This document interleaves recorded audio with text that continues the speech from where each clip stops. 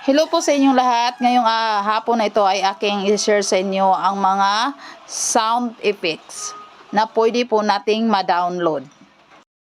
Punta ka sa Google. Type mo My Instant. Ito lumabas sa akin. Tapos click mo dito. Tapos ito yung mga sound effects. Oh. Tapos para ma-download mo, click mo lang itong title. Oh. Tapos hanapin mo dito, download MP3. Ito mo lang i-click mo, download. Oh, ito na.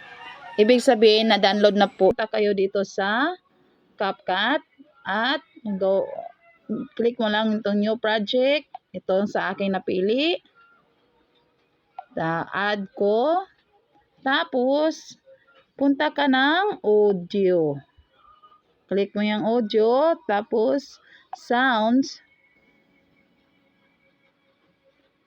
Yung na-download mo na ng mga sound effects, dito mo lang makita yun. My files. Tapos device. Oh, ito na. Oh, yan lang kadali. Add mo. Tapos click mo. Oh, ganyan lang.